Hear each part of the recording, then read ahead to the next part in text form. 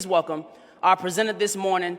He is the minister here at Mosque Mariam. He is also the national assistant to the Honorable Minister Louis Farrakhan. Let's bring him up with the standing ovation and a round of applause. Brother Student Minister Ishmael Muhammad. Assalamu alaikum.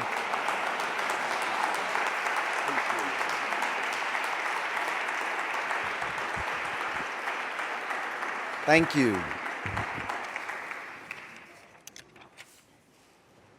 In the name of Allah, the Beneficent, the Merciful, the one God to whom all praise is due, the Lord of all the worlds. Allah, the author of life. Allah, God, the revealer of all truth. Allah, God, the sender of the prophets and messengers that are mentioned in the Quran and in the Bible. We thank Him, God Almighty, for His mercy. We thank Him for the unequaled guidance that He has given to us on how to live this life, protect this life, preserve it, and to fulfill the purpose of the life that the Creator has given to each of us. These instructions and direction come from the mouth of God through His prophets. So as Muslims, we don't make any distinction between any of God's prophets and the scriptures which they brought. We thank Him for Abraham. We thank Him for Noah. We thank Him for Moses. We thank Him for Jesus. We thank Him for Muhammad. Peace be upon these worthy servants of Almighty God, Allah. As a people, we have been here in America for over 450 years. We have suffered the atrocities, the dehumanization of a very wicked, wicked people. The beginning of our total destruction started with the transatlantic slave trade. And ever since our fathers were brought in the holds of ships, they've been praying to God for deliverance. Throughout the 310 years of chattel slavery, our fathers cried out to be delivered. Through the years of Jim Crow, our people continued to cry out. The cry is still heard today because we have not been set free.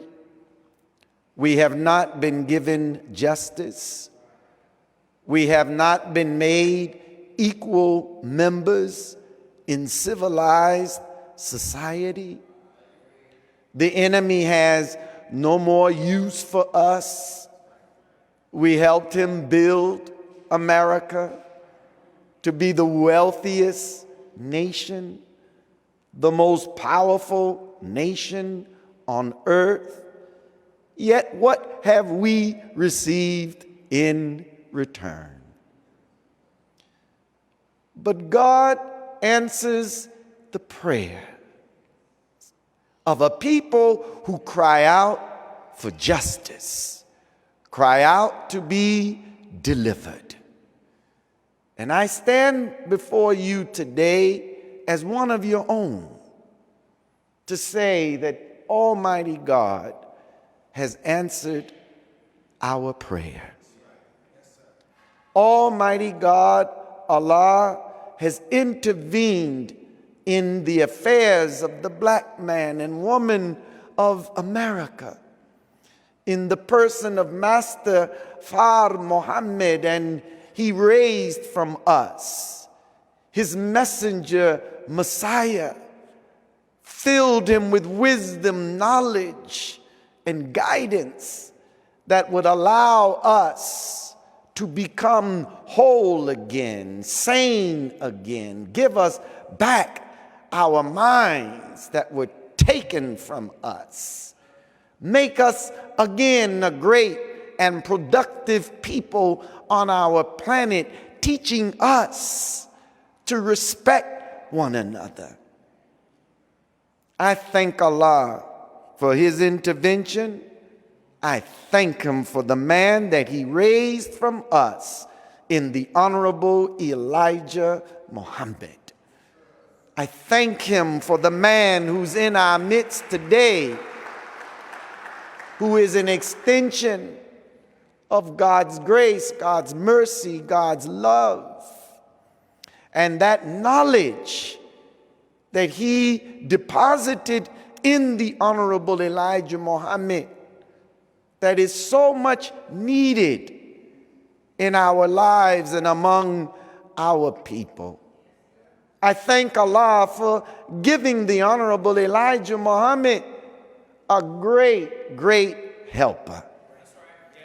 A man that all of us, or many of us I should say, have come to know, and you've heard his name, and maybe you've heard him speak before, but you know, just if you saw a picture of him, he's not like any other black man that you have ever looked into the face of. He's not like any other leader, teacher, preacher. He's unique. He's unalike. If you've heard his voice, he has a very distinct, unique sound. If you've heard a clip of him and hear the boldness, the strength that he speaks from and with, you have to say, where did this man come from? They don't make preachers like this from their seminary schools, their schools of theology. Who is this man that speaks so boldly, and he speaks to the enemy with authority? Then I hear ugly things about him and bad things, and he's evil spoken of. Why is the man hated so much? What is he doing? All he's doing is teaching. All he's doing is lifting the consciousness of our people. This wonderful man that I am grateful to have the privilege and the honor to be before you this morning because of him is the Honorable Minister Louis Farrakhan. It is in their names that I greet all of you, my dear and beloved brothers, sisters, with the greeting words of peace. Assalamu alaikum. I want to thank our beloved brother, great helper of the Honorable Minister Louis Farrakhan, Student Minister Shahid Muhammad, for this wonderful program, this very special seminar and training program that will be introduced in its entirety after the message today. It's a great seminar for women, but for men as well. It's a seminar and training for women and girls to teach them how to protect themselves against an attack, and teaching our women and girls of the dangers in our community. I didn't thank Brother Student Minister Abdul Muhammad last week for his message the week prior, and I want to thank him publicly for the wonderful message that he delivered 2 weeks ago from Mosque Mariam. I just want to take a few moments to talk to us about our value, our worth, our sacredness. How invaluable the human being is, and the immeasurable value and sacredness of the female as taught to us by the Honorable Elijah Muhammad and the Honorable Minister Louis Farrakhan. Greater, my dear beloved brothers and sisters, than the sun, greater than the stars, greater than any creature or creation of Allah is the human being. You are God's masterpiece. You are, as the Christians say, the glory of God. All that is seen, that our eyes behold, is from the mind of God, the mind of the human being. So the Honorable Elijah Muhammad taught us that of all the knowledge that one could acquire, the greatest knowledge is the knowledge of God and the knowledge of self. He further taught us that the knowledge of God and self are one and the same. You cannot separate God from the human being. And the human being and God are one. The human being is the conduit, is the vessel of God. So in the Bible, we are taught that man was made in the image and in the likeness of who? God. And the Honorable Elijah Muhammad, the Honorable Minister Louis Farrakhan said, quote, all human life is patterned after the originator. Therefore, according to the Bible, man and woman are made in the image and likeness of God. When we use the term image, it means that we are like God in form, appearance, semblance. We are a counterpart, a copy, a type, an embodiment of God. Image means one that closely resembles another. It's a double. Image means a concrete representation of another. It means to mirror or to reflect. So the Honorable Elijah Muhammad said, every time I look at a black man, I am looking at God. He doesn't contradict the scriptures. The scriptures are plain. It's telling you that the man is made in the image and likeness of God, that we closely resemble God. So you're looking at one, you're looking at the other. And then it tells us, ye are all who?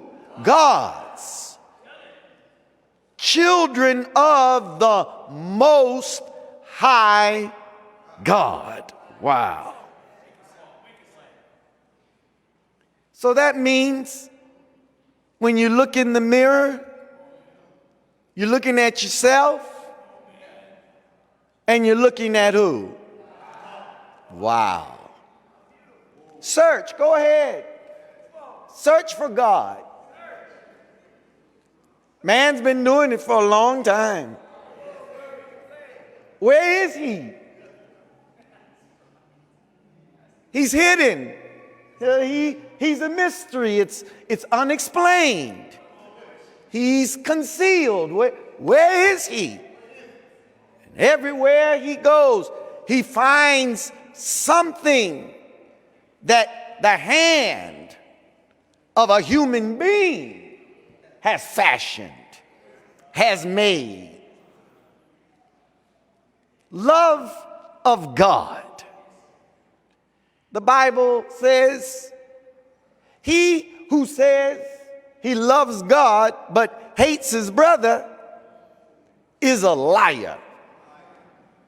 And how can you say you love God whom you have never seen and hate your brother or sister whom you see every day? You are all God's vessels and children of the Most High God. See, your value and my value starts in the relationship and connection with God Himself. The value of self starts right there with the knowledge of God. You cannot respect what you do not value. You cannot love what you have no knowledge of. You cannot treat another human being as that human being should be treated in ignorance. So we make mistakes with one another. We mistreat each other. We disrespect one another. We mishandle each other. We abuse each other because we don't have the knowledge of self. We don't see that my brother and sister is an extension, is a reflection of me, of me, of me. You are me. I am you. Think about that. Did you know that the human being is the microcosm of the macro that we call universe? Did you know that the human being was created by God to master it all? To rule it all? Not just your block. We fighting over some turf, some little space, and the whole space that called universe is yours to operate in. But in the absence of knowledge, we revere and we look at all of these great creations as being greater than ourselves. I thought about, as I was developing this subject, how this complex yet splendid, majestic creation of God, this body, bear with me for just a minute, the house of God, where is that? Did you just come in it? And that's a good question. Because these houses are called houses of worship, right? These great structures that have been built with men and women's hands. They're exquisite in their beauty. They express the great reverence and respect for God. These magnificent temples, mosques, churches, synagogues, and houses of worship, and they all are considered sacred. I want you to just see the great houses of worship on our planet. Can you bring up some of those pictures? This is the holiest place in Islam. It's called, well, not so fast. It's called Al-Kaaba or Al-Haram. And I was blessed to visit Mecca with the Honorable Minister Louis Farrakhan earlier this year. What a great blessing and privilege it was to accompany him to the holiest shrine in Islam. Then you can go to the next slide. This is the Vatican, St. Peter's Basilica in Rome. I was blessed to visit that house and place several years ago. Exquisite work. Beautiful place. Next slide. That's another picture of where the Vatican is, St. Peter's Square. That's the seat of Catholicism or Christianity in the world. Next slide. This is the Dome of the Rock in Jerusalem. This is another holy place for both Muslims, Christians, and Jews. Next slide. The Church of the Holy Sepulchre, Christianity. Keep going. This is, I can't pronounce it, but it sure is beautiful. I guess this is Hindu schism. Y'all know it good. I won't mess it up. Next slide. Oh boy.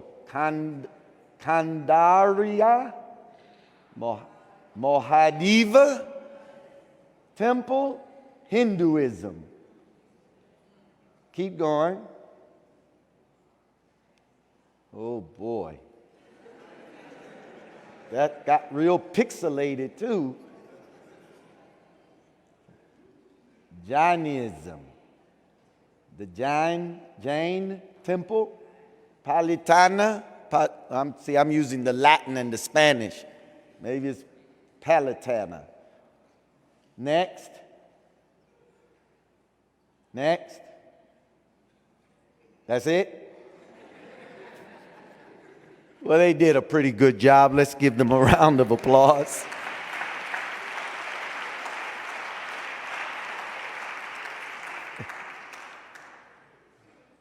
I wanted to show you other churches, mosques, synagogues, temples, absolutely exquisite in their beauty. In my visit with the Honorable Minister Louis Farrakhan to Mecca earlier this year, they are building and expanding Al-Haram. It is absolutely beautiful. They are investing billions and billions of dollars in the expansion and the building of Al-Haram to accommodate all of the pilgrims that come once a year for Hajj and for those who come every day of the year to perform Umrah. Could you just show some of those slides? And no place of worship is being beautified and expanded on the planet like what they're doing in Mecca, Arabia. No expense is being spared on the materials, the marble, the gold, the wood, the scale of which has no comparison to any place on the planet. All of what you see is gold and marble. I mean, the height is double the height of what we have in this beautiful sanctuary. It's just exquisite. And they're continuing to build and expand. But the thing that struck me is that billions of dollars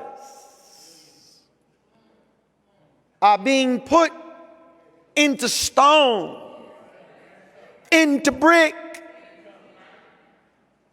We're extracting out of the earth its fine and precious stones. But what about the human being? How much is being invested in the development, the cultivation, the renovation, the beautification of the human being? And if we would put that kind of money into brick and stone and then reverence that and protect it so that it is not violated, not desecrated, yet every day the human being is being violated. Every day, the human being is being mistreated and abused. So we will give reverence to buildings like this that is only a sign of the human being.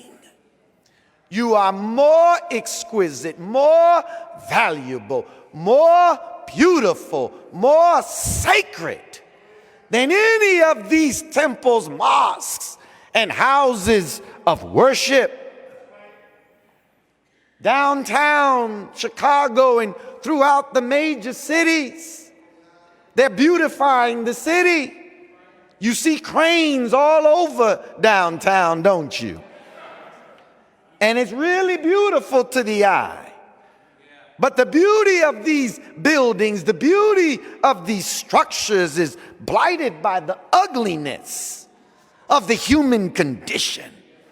The city and cities spending billions of dollars that they don't have, plummeting the cities and the state and the country further and further into debt, a debt that they cannot repay, giving the cities and making over them, giving the appearance of a bright and promising future, but it's all a part of the devil, Satan's deception, as America is so ugly and rotten to the core. She looks good on the outside, but inside there is a moral decay that is eating away at the society, eating away at the foundational structures and institutions of America like termites. So when the minister said, I'm not anti Semite. I'm anti-termite. Termites, men who are corrupt, men whose hearts are so diseased that they are tearing down the moral fiber of this nation. There is no more moral standard by which the people can measure their behavior, their conduct. It's a free-for-all society. And a free-for-all society is that you gotta free fall into hell.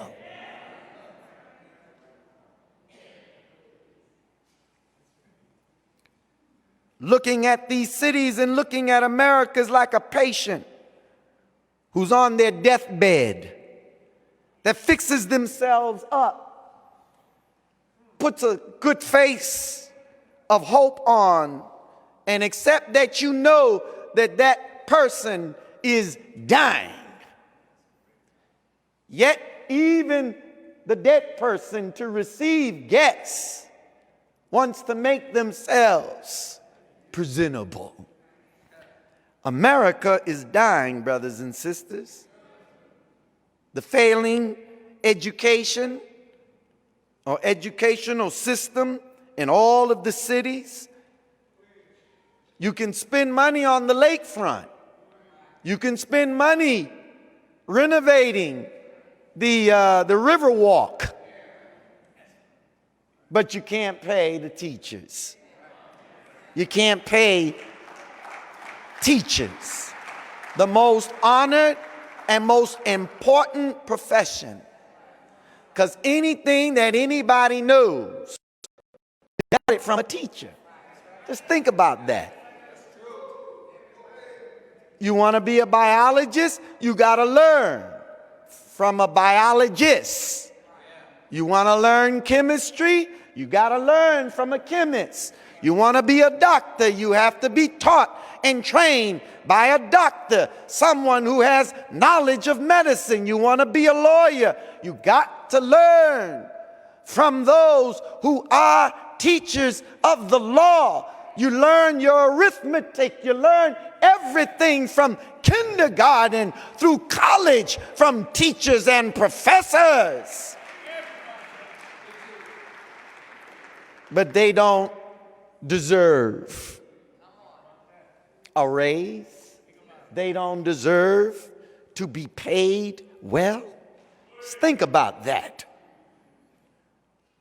People are dying because they can't find food. Millions of Americans living in poverty. You got all of that beauty downtown in Tent City. Homelessness everywhere. Something is wrong, terribly wrong with this picture. So I just want us to take our eyes from the beauty of what we see all out here and look at the beauty of your beautiful self that has been absolutely turned other than yourself.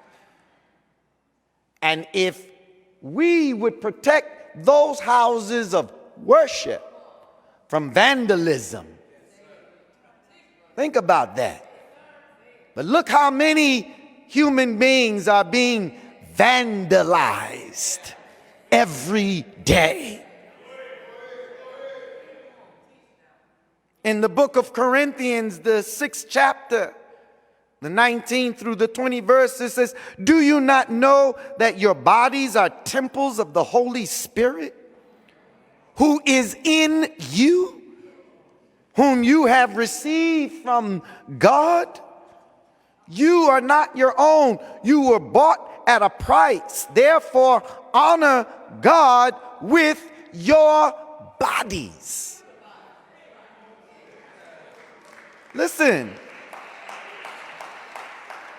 See, we say all the right words, but our actions and our behavior is not in accord, not in harmony with the beautiful words that come from our lips. Did you know? Put that picture of the human body just for a minute. This is man's last frontier of discovery. I don't care what doctors have learned. They admit that they still, in all of their technology and all of their instruments of imaging, they are still discovering things.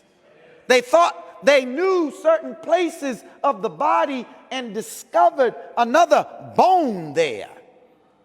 Did you know that if you stretched out all of the veins, capillaries, and arteries, check this out, that's in a human child, it would wrap itself around the planet 2.5 times? 60,000 miles of veins, capillaries, arteries in a human child. This is such a complex masterpiece of God Himself. And scientists are admitting now that there's no way that the human being, through a process called evolution, could have just popped up and evolved out of living organisms. They're discovering a higher intelligence that is involved in the very cell of life. Because the patterns are so precise that they just cannot happen this way outside of a supreme higher intelligence involved in the design of this life. They have to bear witness to God. Y'all all right? Yes, sir. You and I are from the earth, or the earth is from us.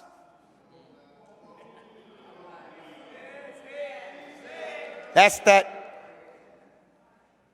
egg and the chicken, which came first. Look at your body. Can you put the sacred house of God up, please? This is such a magnificent, exquisite creation with systems, with a structure. Your skeletal system, your nervous system, your circulatory system, your endocrine system, all of these systems, and then the organs that are housed within this structure. The human being is made up of oxygen. Most of our weight, I think 86% of the human body weight is oxygen, it's hydrogen, it's carbon, calcium, and phosphate. All of this is in the earth. Every trace mineral that is in the human body is in the planet. You got traces of gold. Oh yeah, you're gold. And you're golden. And you just need to be unearthed. See, your value is buried. The human body has enough electrical current that it can light a light bulb. Talk to me. The human eye, it's held by fluids. It's protected. But from the human eye, when you cry, there's an enzyme that produces salt. You are made both of salt water and sweet water, like the oceans and the lakes of our planet. You are God. You are God. You are God.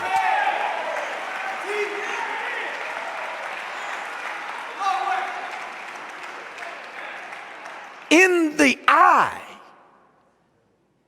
he shows us how we came out of darkness. No matter what the outer spheres or rims of your eye is, every human eye, no matter what color, the pupil is dark black. Because everything came out of darkness. And you and I, made in the image and the likeness of God, we come from him. So he reminds us of his existence and our existence. So the Honorable Elijah Muhammad taught us of the self-creation of God in triple darkness. It's really beautiful. This eye is protected by fluid and allows for you and I to have the eye and sight function because of special enzymes and fluids that keep producing to protect the eye from its environment, from air. Boy, this is something. I read where the human smell can detect over 1 trillion different scents. Scent. This is this masterpiece. Look at what we do to the temple of God. Look at how we desecrate, vandalize, abuse this house. Look at the poisons that we bring into the house of God.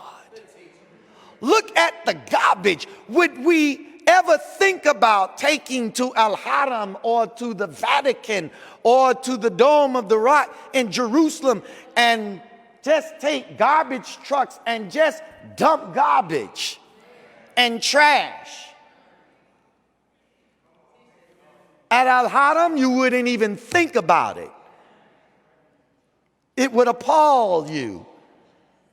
And anybody doing it, you would rush, right? To get that person and do harm to that person.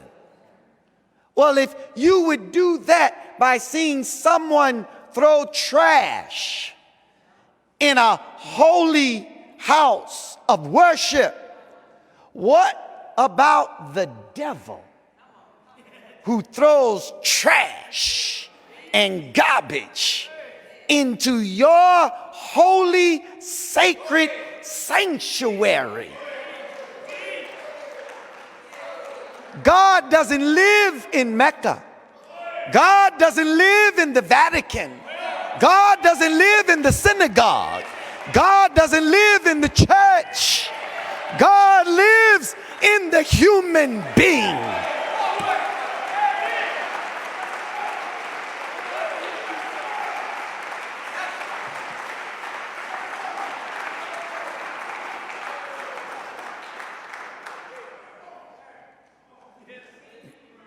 Y'all all right?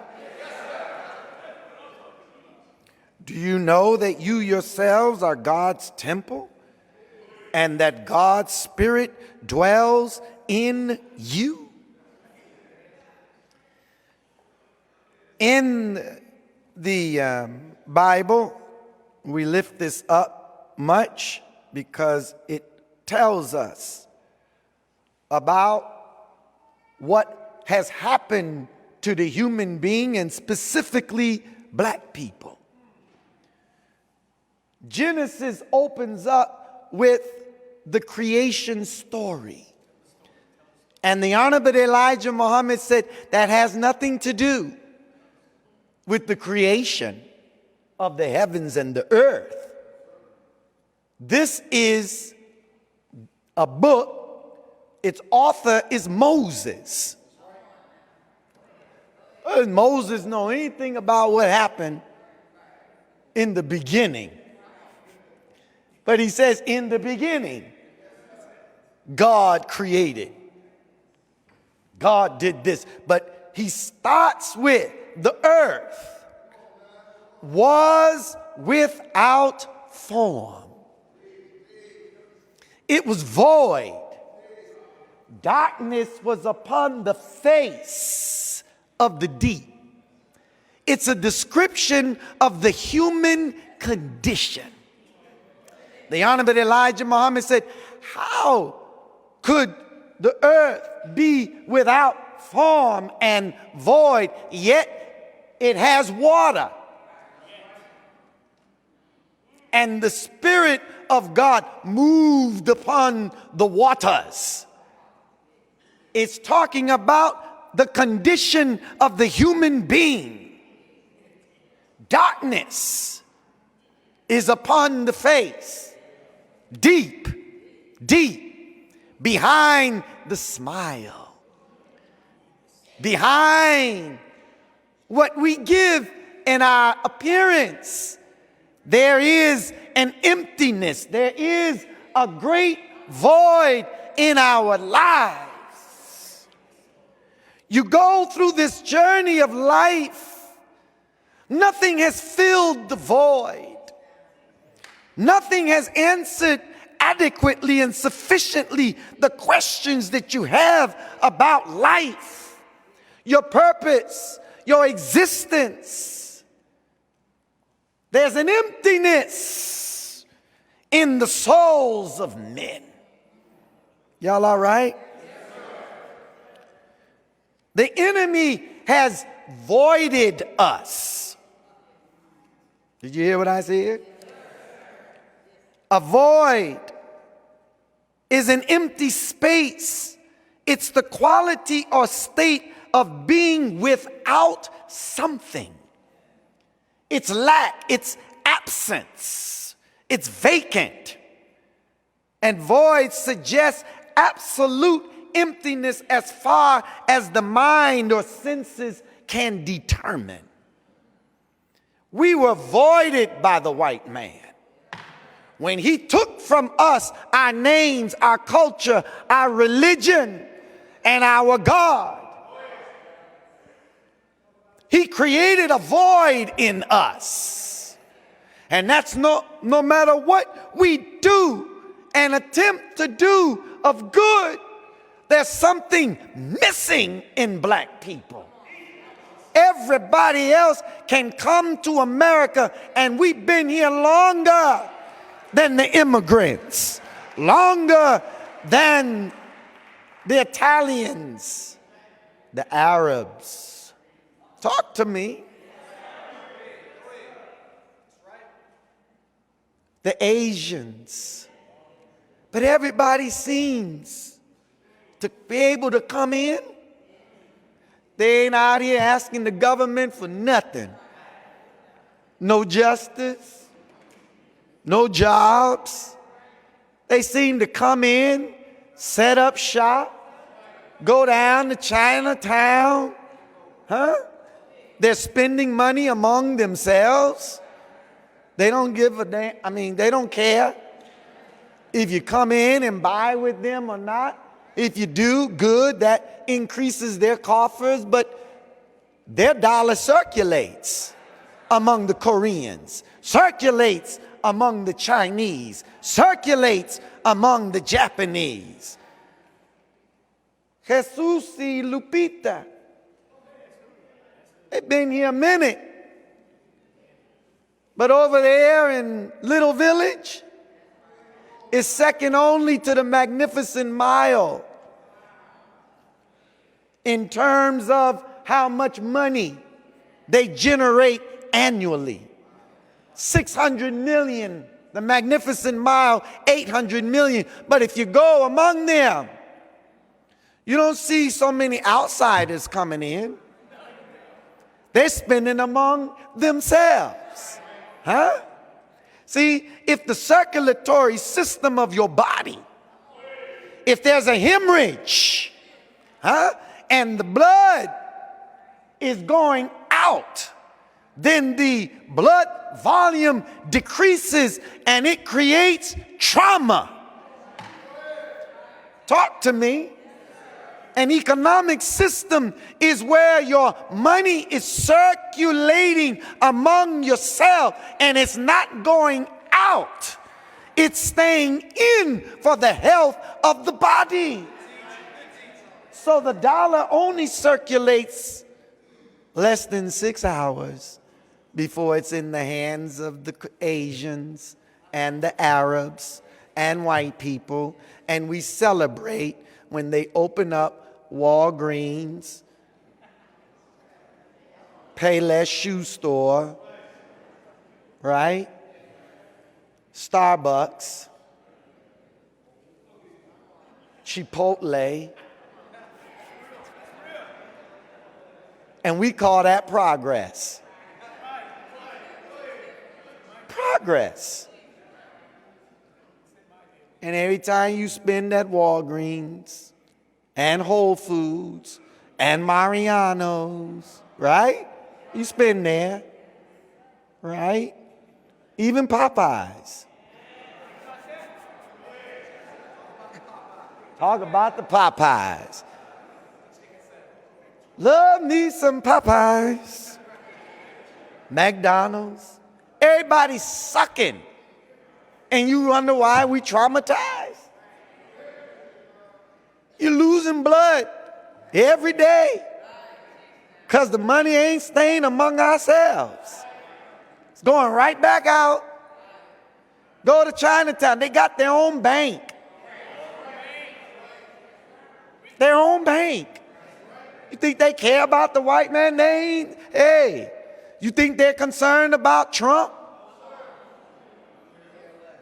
Go pick up their newspapers. They seem to be more concerned and interested in their development and their future. And it's not dependent upon Trump or whoever's in the White House. But our talk is politics, politics, politics. We got to get ready for the election. This is a serious election coming up. Hell, it was serious the last time, and before that, and before that.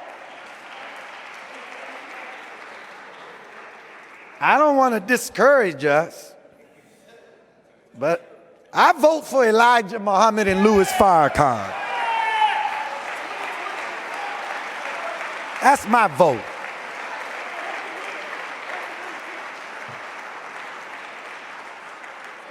No, I'm serious.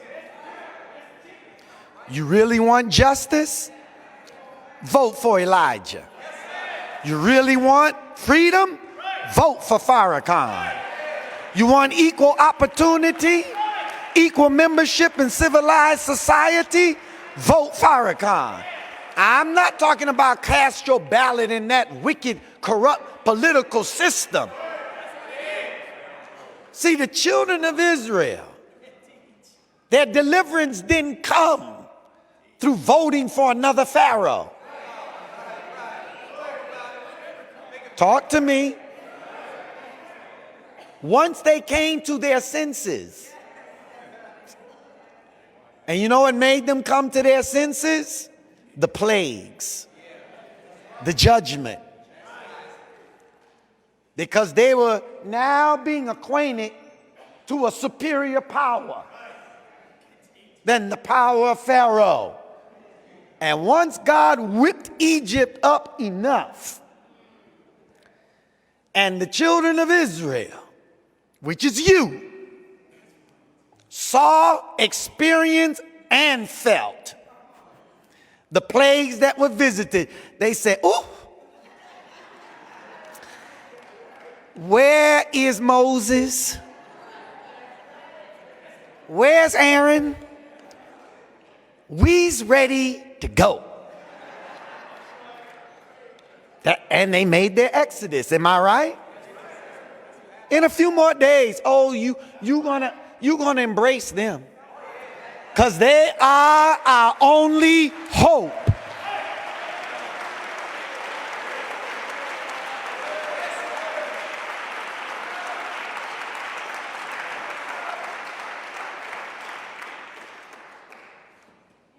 The people we had described, I'm losing my voice. Probably all that cheering we did, Brother Supreme. You and I are a people that walk in darkness. We are without form, and we've been made void. The minister said, quote, "Anything that is voided has no value. You throw it away."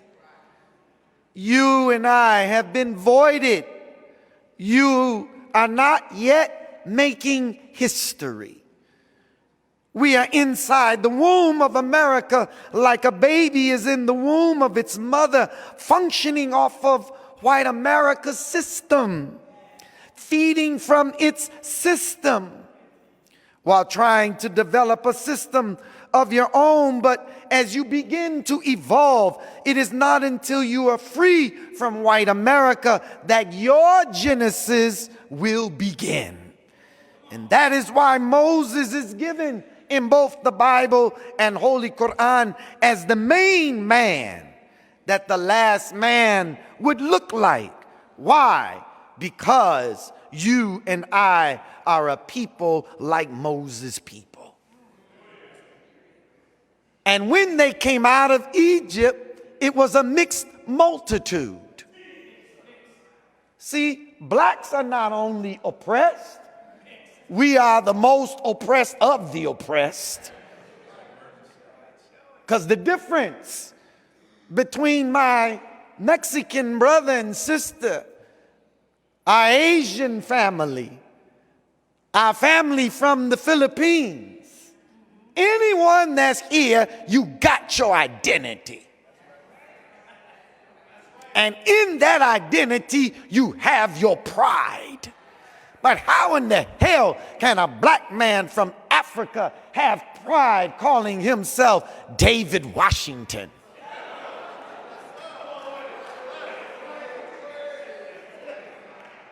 Whose name is that? I don't know. That's my mama's name.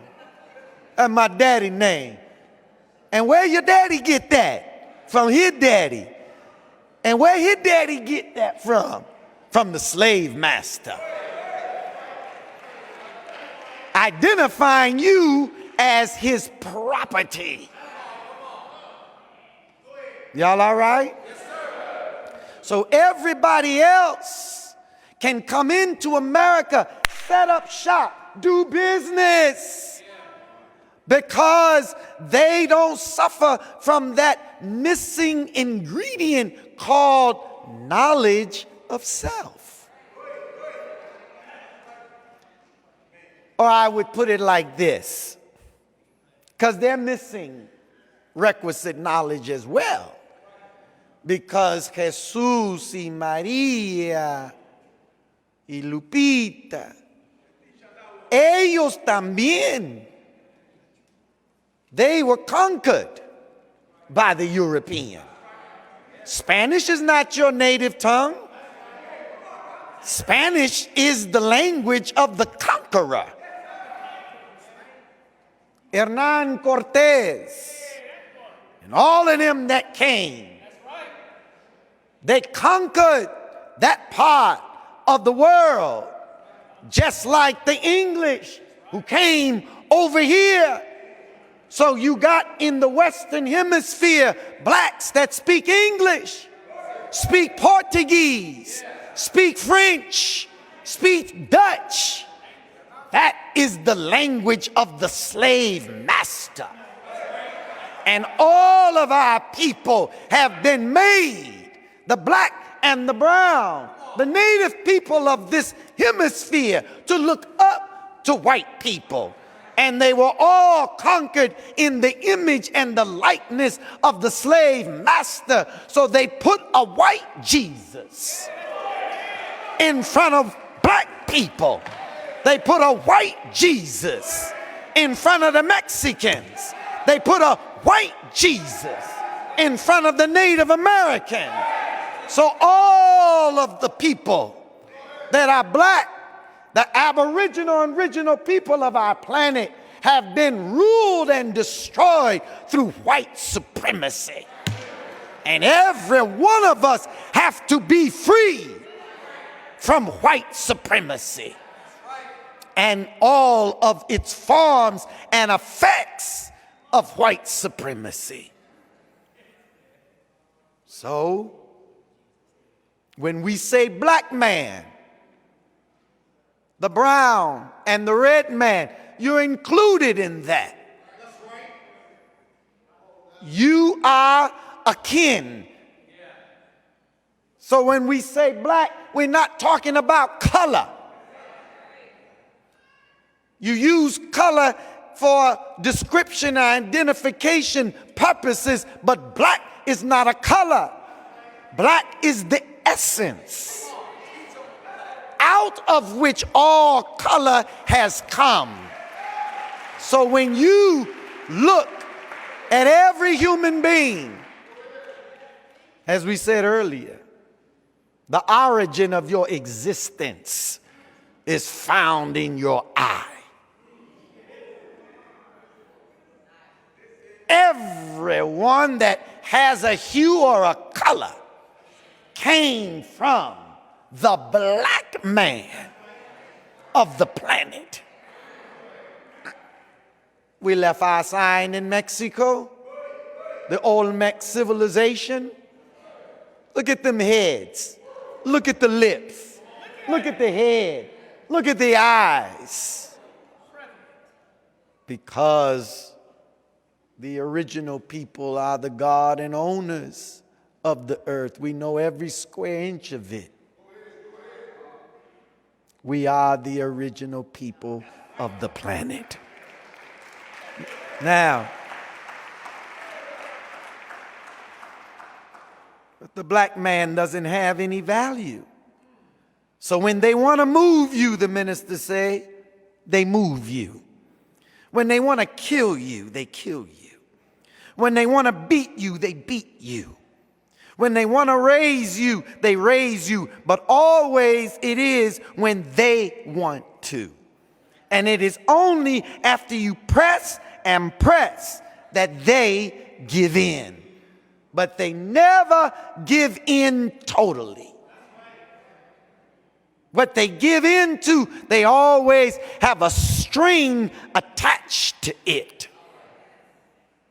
Now, before I move to the last part,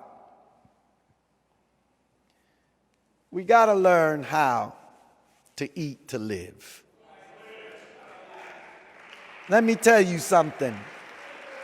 Have you ever heard this scripture that says, He came to give life, give it in abundance? The Honorable Elijah Muhammad taught us how to eat to live. Why is that important to the house of God? Because the Spirit of God is maintained, increases, and has expression through a clean, purified house. Eating the right foods and eating at the proper times and not eating too much is so important for the Spirit of God, the energy of life itself. So we have become a fat nation, a fat society. Obesity is killing the American people because we're eating too much. And the thing about obesity, of course, I don't have that, but there's spiritual obesity. What's spiritual obesity? When you start thinking too much of yourself, you get fat-headed. Pride, vanity, an inordinate self-opinion, see, starts developing obesity of the mind. Think about that. But on the physical side, you can see in the mirror, okay, gee. Then we play this, as the minister calls it, deceptive intelligence. Right? And you ignore it like many things. But then society comes. And a society starts putting its approval on deviation. Right? So it's okay to be thick and big and then make you love it. Like McDonald's, I'm loving it. Then they sell it. So it has you thinking, well, it's okay. It's acceptable. But is it acceptable to God? Then you start suffering the consequences of the obesity. And it starts manifesting in ill health. Is that right? Diabetes, right? Hypertension. Then increased weight on the skeletal structure. Starts putting excess weight on certain, knees, hips, spinal cord, vertebrae. Now you got pain. But we keep dumping more and more weight. So the form now, see, is becoming deformed. Y'all with me? So we got to go to war on fat, a war on obesity. And stop deceiving yourself thinking you're okay. And notice people who know they're heavy, they don't want to get on a scale. Why? Because you're weighing other than yourself. Well, I have a big bone structure. Deceptive intelligence. We're always rationalizing deviation, disobedience to God. Because we got to make it look right. And it lets you know that the righteousness of your nature from God. See? Your own nature tells you when you're off, when you're wrong, when you're falling off the log, when you deviated, when you've exceeded the limits. So we got to suppress that voice of consciousness that comes up out of the very nature of the human being to prove that your nature is the nature of God Himself. So the last thing I want to say is to the beautiful women that are in the audience. Every woman, every girl, every female that is present. You are so sacred. I can say this to you because I was taught by a great teacher that taught me and is teaching me and men of the immeasurable value of the female. The devaluing of the female is a universal problem. My minister says, our teacher, beyond color and nationality. However, because of the history and the sordid legacy of racism and slavery, black women in America are disproportionately exploited. The Honorable Minister Louis Farrakhan has said, we must respect and honor women if the nation is ever to be great. When we do not have a proper appreciation of women, this is reflected in society. And the maintenance of women as sex objects is destroying the society. The Honorable Elijah Muhammad said on that subject, he said, my beloved brothers in America, until we learn to love and protect our women, we will never be a fit and recognized people on the earth. He said, the white people here among you will never recognize you until you protect your woman. He said, you have lost the respect for your woman, and therefore you have lost the respect for yourself. You won't protect her, therefore you can't protect yourself. That's big. Human trafficking. This wonderful newspaper of ours. A few weeks ago, the headline was Sex Trafficking Crisis.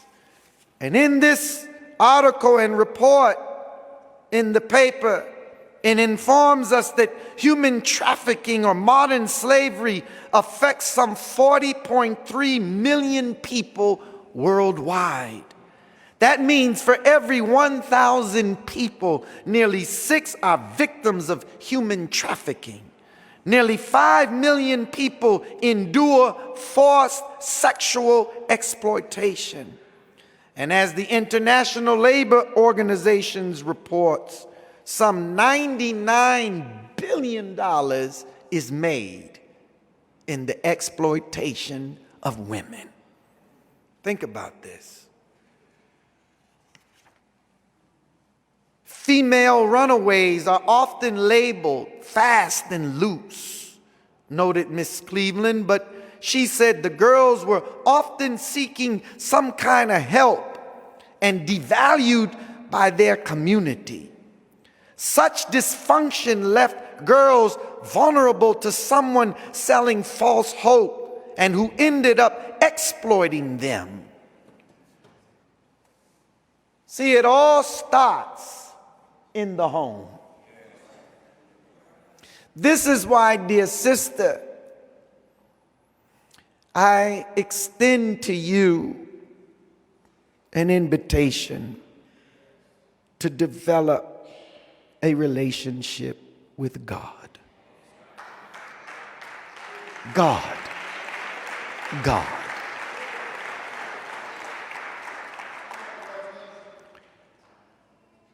It is reported that African American women make up 40% in this country of all missing girls and women.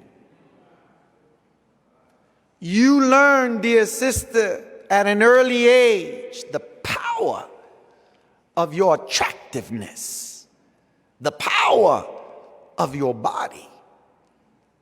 You know what men like, what men are looking for.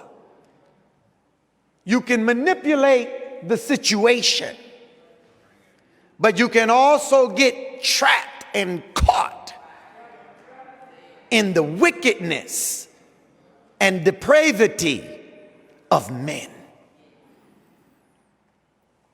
Oh, this is a heavy subject. This article was so disturbing yet informative and revealing, because in this sex trafficking, the sellers or abusers of girls and women are oftentimes boyfriends and family members, not strangers. And in an interview that was conducted, this was discovered, and how African American men who have been caught with drugs before have found out that it's easier to get a little girl from school and flip the value on her over and over again. This is how sick we have become. And the world and the society that we live in, I don't know how in the hell you and I could be seeking a future in this. Listen to me good.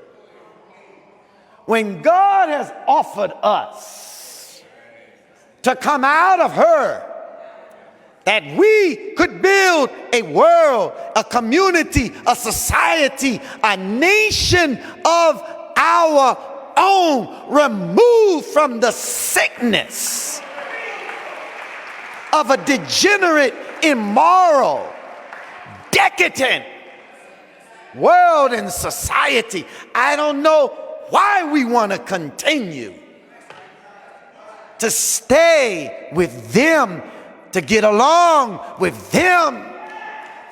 They are destroying us as we sit here this morning. They are planning our total extinction. These schools, it used to be that you would not be exposed so much to decadence until you went into the cesspools called colleges and universities.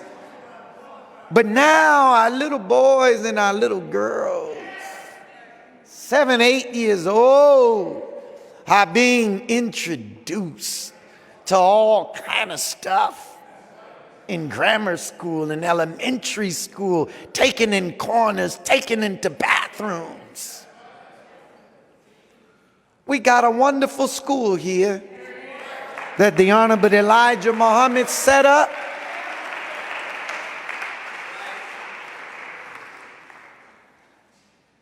We have to open our own schools.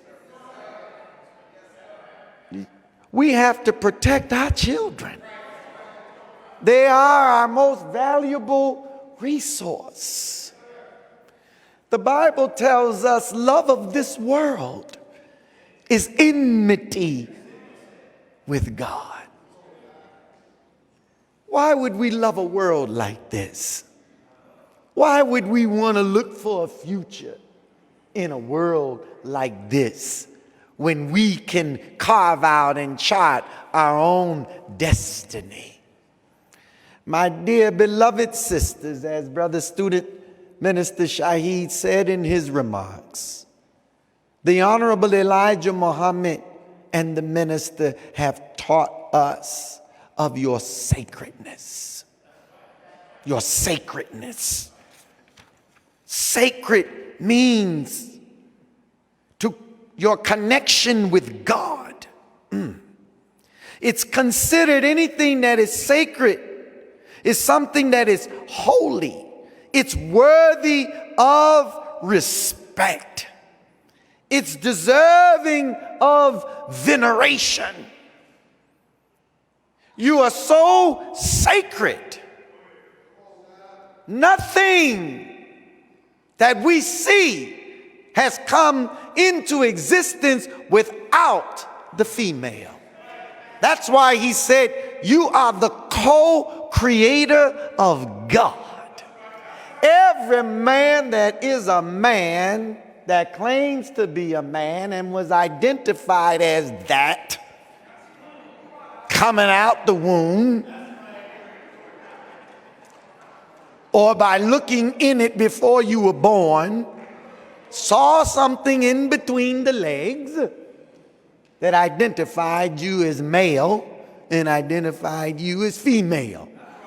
But every man that is a man came from the womb of a female.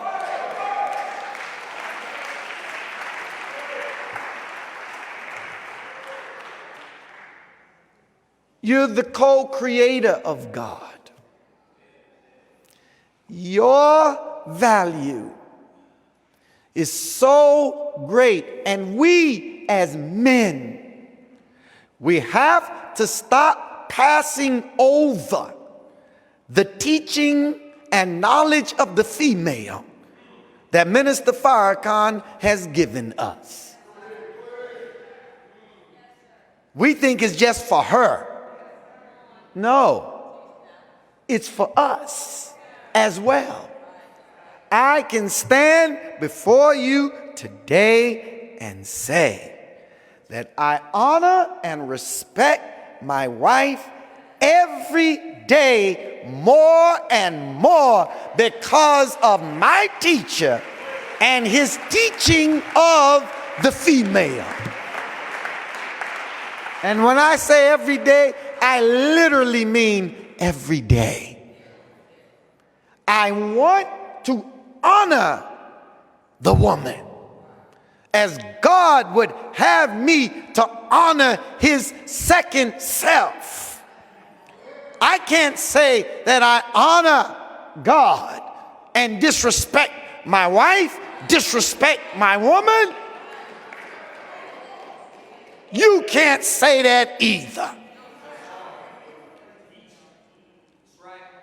When we know that this problem is in our community, then men are going to have to stand up today. And I see a lot of strong men in the audience today.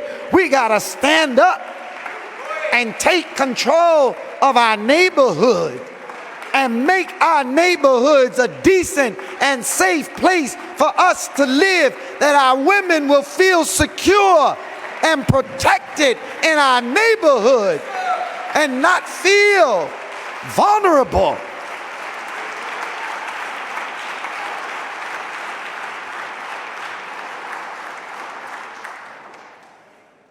We've become so sick that mothers and fathers in our community are pimping their own children out for money. And if they come up missing, they won't tell the police the real reason their child ran away. Now in our community, you got advertisements for girls to make pornography. Advertisements. And right on the radio, I couldn't believe what I was hearing. An advertisement inviting girls to come and try out for strip clubs. This is sick.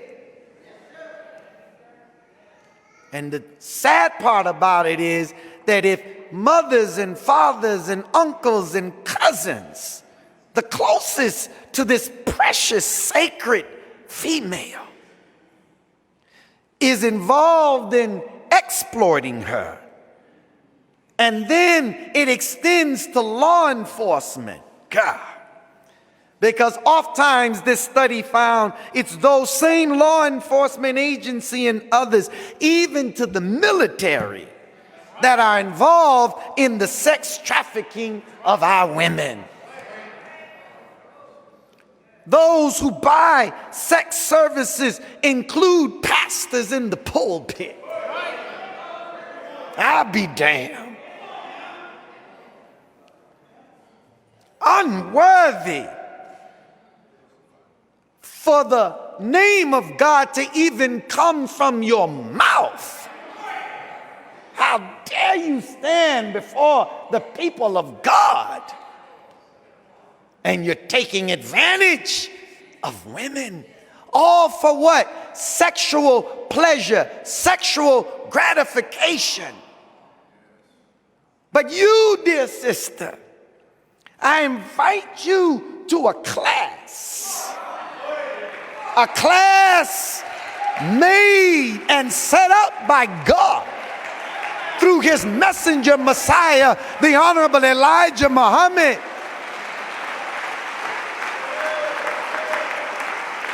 Why? To teach you and restore to you your value. Do you know why your sisters are covered? Because that which is covered, it represents the protection. It's the outer garment of what is sacred to God. Your womb is sacred. That's, as the minister said, God's laboratory. That's his sanctuary.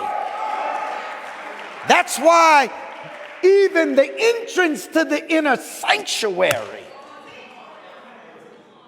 you come with reverence.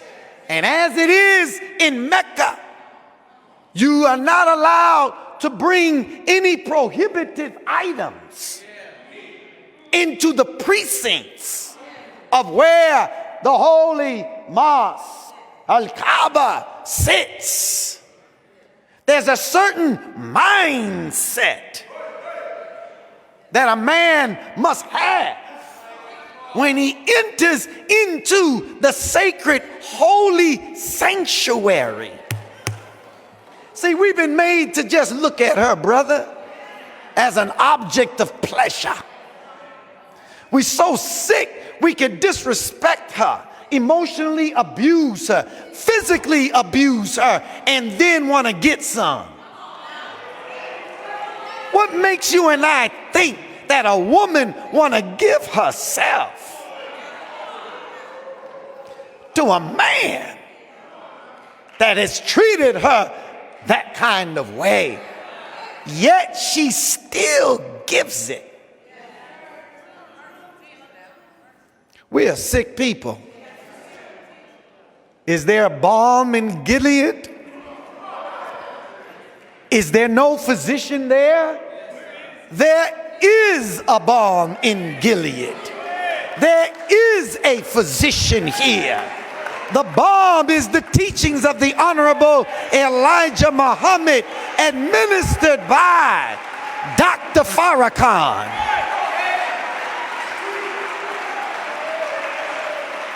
All praise is due to Allah. I know, dear sister, mama didn't treat you right. Daddy didn't love you. We all suffer from that, male and female. Because it's human nature to be made secure. But the female, her nature demands security above the nature of the male. Every human being wants to be loved. Every human being wants to be accepted. Every human being wants to be validated. Every human being wants to be approved. And it is natural to expect that from the people in your life, beginning with mother and father. And when that does not come, it starts creating feelings of insecurity. So the female, in the absence of a loving, caring, protective father, she becomes vulnerable to the wicked intentions of a man who only desires her for pleasure, then you become a part of the game because your needs are great. Well, I guess that's it. Allah shut my mouth. Well, it really is it. I felt it. Pop. May, it's gone.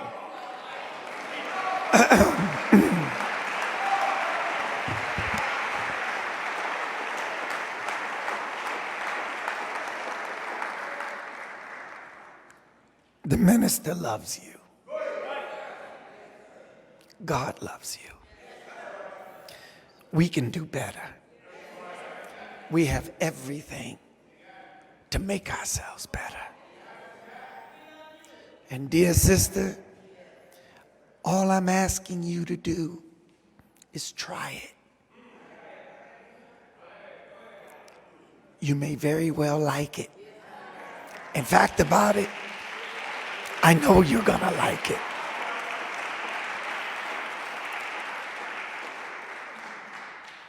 Because you're gonna discover you, the beauty of you.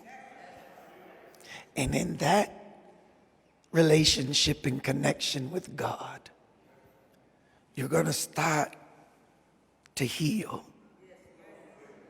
You're gonna start to feel the love of God for you against all the rejection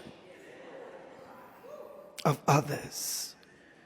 And while everybody else rejected you and thought the worst of you, God, through his messenger, saw and sees the best in you. And this teaching will absolutely bring joy into your life. Same over here. We all have this void and emptiness.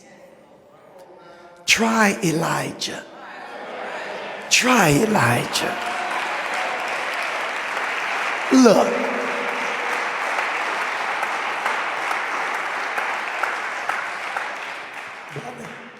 Brother Daniel, you come with me. The preacher has preached himself out. Try Elijah Muhammad. Try Louis Farrakhan.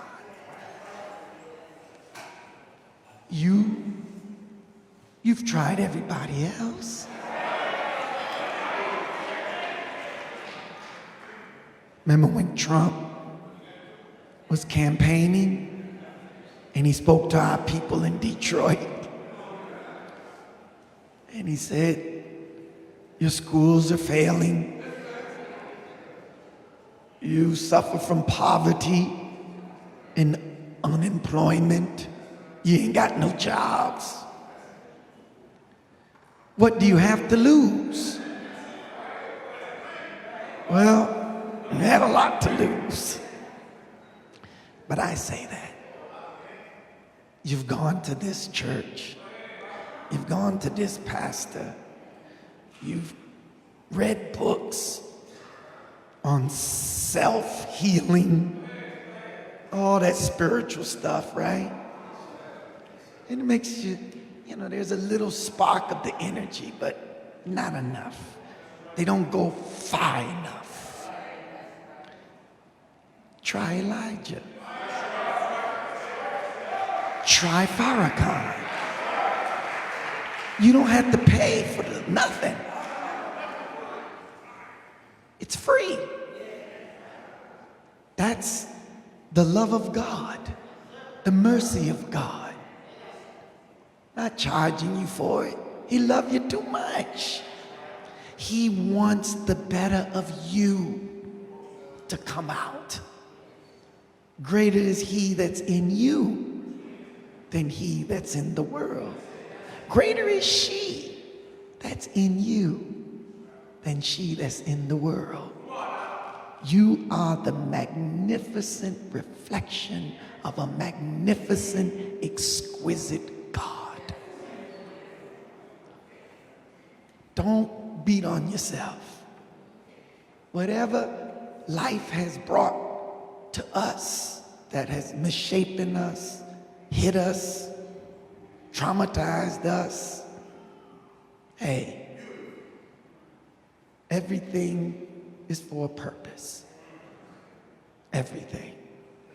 And God is anxious to help you to recover.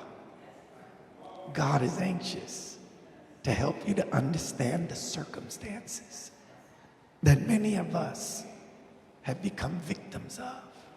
But we gotta save ourselves, because the victims become victimizers and the abused become abusers. We have to stop the cycle of destruction and death and misery and sorrow. Thank you for listening. Assalamu alaikum.